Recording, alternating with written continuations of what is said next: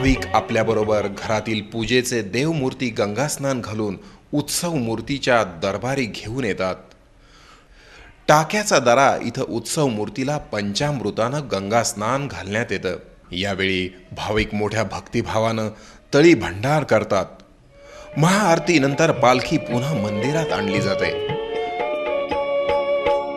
गडावरी बाई डोंगरावरी, गडावरी बाई डोंगरावरी, गर्दी भक्तांची भारी ग बाई मी पाहिला मल्हारी, ग बाई मी पाहिला मल्हारी.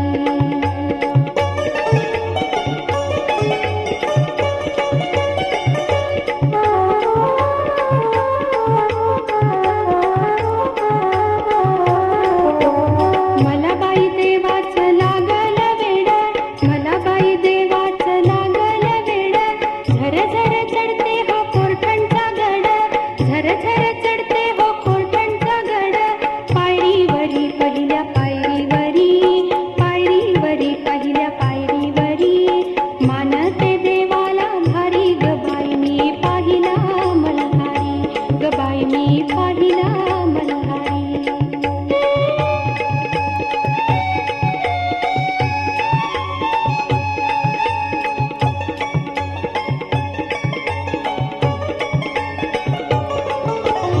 कोरठण गडाचा पिवळाच रंग, कोरठण गडाचा पिवळाच रंग, पाहुनी भक्त झाले ते दंग, पाहुनी भक्त झाले ते दंग, दूर करी विघ्न दूर करी, दूर करी विघ्न दूर करी, देव हा साऱ्यांना तारी ग बाई मी पाहिला मल्हारी, ग बाई मी पाहिला मल्हारी.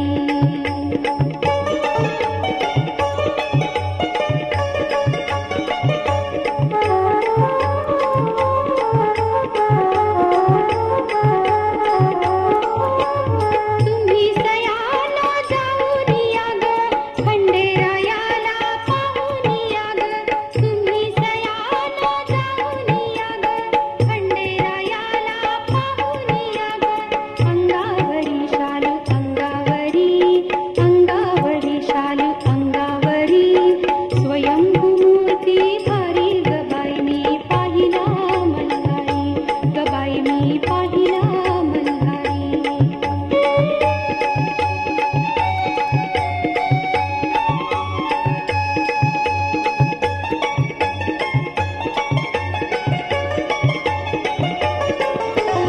गायकर भक्तांचा काठीचा मान, गायकर भक्तांचा काठीचा मान, बेल्हेकर भक्तांचं मंदिर छान, बेल्हेकर भक्तांचं मंदिर छान, नामदेवाची कवन सारी, नामदेवाची कवन सारी, कृपा त्या देवाची भारी ग बाई मी पाहिला मल्हारी, ग बाई मी पाहिला मल्हारी.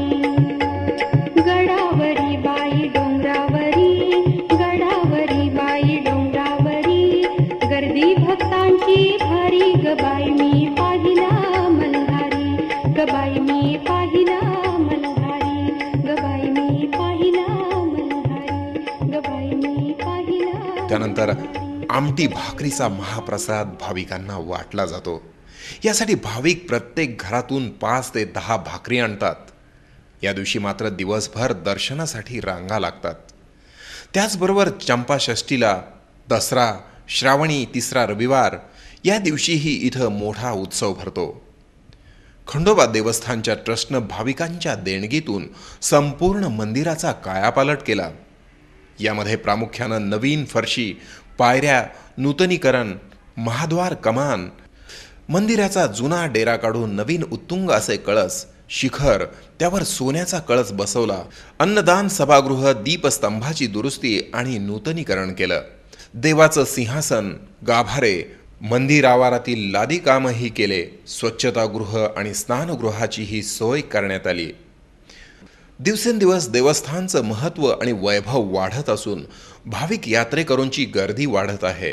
धर्मशाळा, संत निवास आणि महादेव मंदिराचं जीर्णोद्धार कामं पूर्ण झाली असून अनेक कामं तीर्थक्षेत्र विकास आराखड्यावर असून शासनाकडून निधी उपलब्ध होताच ती कामं पूर्ण होतील आणि भविष्यात एक सुसज्ज धर्मस्थळ म्हणून नाव लौकिकास येईल.